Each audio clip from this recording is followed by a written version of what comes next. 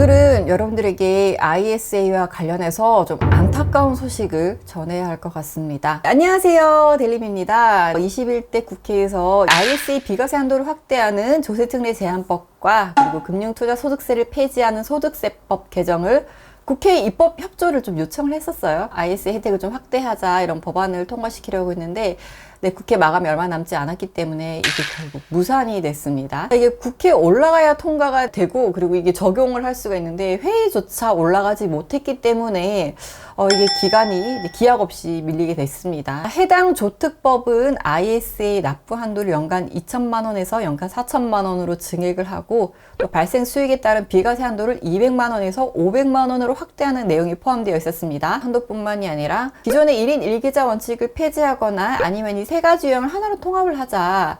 그리고 현재 ISA 19세 이상 거주자 제한을 없애고 주니어 ISA를 도입하자. 금융소득 종합 과세 대상자도 가입을 하게 하자. 그리고 세제 혜택이 추가로 있는 국내 투자형 ISA를 새로 만들자와 같은 이런 다양한 개정안을 논의할 예정이었습니다. 자, 그리고 내년에 시행되는 금투세에 대해서도 정부는 폐지를 촉구했지만 이걸 시행하겠다라는 입장이에요. 그래서 22대 국회에서도 이 의견이 다르기 때문에 굉장히 혼란이 예상이 되고 있습니다. 자, 금투세는 주식, 채권, 펀드 이런 금융투자들로 인해서 연 5천만 원 이상의 이익을 낸 투자자에게 초과분의 20%를 세금으로 매기는 제도예요. 어쨌든 세금을 낸다고 하니 수익이 줄어드는. 자, 금투세가 예정대로 내년 1월에 추진될 가능성이 높아졌습니다. 그래서 상대적으로 절세 효과가 큰 ISA에 대한 관심도 커지고 있는데요. 자, ISA는 예금이나 펀드, 파생결합 증권, 그리고 상장지수 펀드인 ETF, 그리고 주가연계 증권인 ELS 등과 같은 다양한 금융상품을 한 계좌에 모아서 투자를 하면서 수익에 대한 세제 혜택을 받을 수 있는 종합자산관리 계좌를 말합니다. ISA는 크게 세 가지로 구분을 할 수가 있는데요. 투자자별 맞춤형 상품을 선택하는 신탁형이 있고요. 그리고 전문자에게 투자 아예 맡긴 일임형, 그리고 가입자가 주식과 같은 이런 투자 자산에 직접 투자를 할 수 있는 중개형이 있습니다. 자, 이 ISA 세 가지 중에서도 가장 인기를 끌고 있는 건 중개형 ISA인데요. 이게 2021년도에 도입이 됐습니다. 금융투자협회에 따르면 4월 말 기준 ISA 가입자 수는 약 511만 명. 이 중에서도 80%가 중개형 ISA에 가입돼 있는데요. 중개형 ISA가 출시된 이후 ISA 인기가 확 높아졌습니다. 자, 그 이유는 중개형으로 투자할 경우 전액 비과세로 적용을 하기로 했었습니다.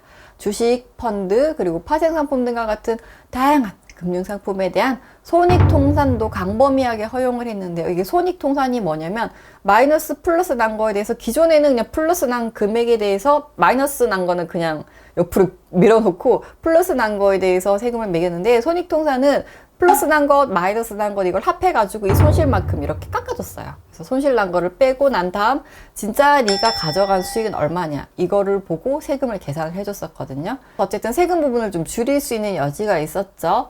자, 그런데 내년부터 금투세가 적용이 되면 세금 부분이 더 늘어날 수밖에 없기 때문에 세제 혜택을 받을 수 있는 상품을 최대한 좀 넣어야 하는데, 자, 그러려면 기존의 ISA 한도가 늘어나야 우리가 세제 혜택이 늘어나잖아요. 그래서 이게 현재로서는 좀 꼭 필수로 통과해야 되는 법안이 되어버렸습니다. 금투세 폐지가 되면 제일 좋지만 어쨌든 현재로서는 의견이 다르다 보니까 이게 폐지가 될 확률보다는 그냥 ISA 한도를 늘리고 세제 혜택을 늘리는 게 우리에게는 그나마 나은 대안이긴 한데 이것도 지금 어떻게 될지 알 수가 없는 상황이죠. 그렇다고 ISA 그럼 장점이 없어지냐? 물론 기존에 있던 장점은 그대로 유지를 합니다. 우선 더 확대가 되느냐 아니면 현재로 유지를 하느냐 그 차이긴 한데 현재로서는 다른 대안이 없죠. 그래서 금액을 현재로 그냥 적게 하느냐 아니면 늘어난 금액으로 최대한 혜택을 누리느냐 그 차이인데 어쨌든 현재로서는 한도라도 좀 더 늘려줬으면 하는 바람이 있기는 합니다. 자, 그리고 ISA가 시작된 지가 3년이 됐어요. 2021년도에 시작이 됐기 때문에 드디어 첫 만기가 돌아오고 있습니다. 그래서 현재 증권사에서는 고객 이탈을 방지하고 새로운 고객들을 많이 유치하기 위해서 프로모션을 굉장히 강력하게 하고 있습니다. 만기가 돌아오는 분들 그리고 또 계획하고 있으신 분들은 ISA 계좌 이렇게 프로모션 혜택이 많을 때 뭐 상품권, 추첨 이벤트 이런 것들 굉장히 많이 하더라고요. 그래서 이런 혜택들이 좀 있을 때 가입을 하는 것도 괜찮으니까 참고를 하시고요. 자, ISA 계좌는 최소 3년 이상은 유지를 하면 이런 혜택들을 받을 수 있기 때문에 또 수익이 발생을 했다, 나 해지하고 싶다, 비과세 혜택을 한번 받고 싶다라고 하시는 분들은 이번에 해지를 하고 또 새롭게 가입을 하실 수도 있으니까 이 점 또 잘 확인을 해보시고 또 꼼꼼하게 비교하셔가지고 본인에게 또 이익이 되는 방향으로 한번 선택을 해보시는 것도 좋을 것 같습니다.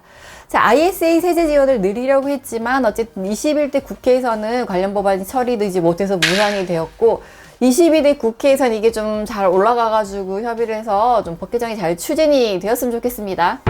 꼭 되겠죠? 자, 오늘의 영상 여기까지고요. 이 영상이 유익하셨다면 댓글, 좋아요 많이 눌러주시고요. 전 다음에 더 유익한 영상을 가지고 돌아오겠습니다. 그럼 다음 영상에서 만나요. 안녕!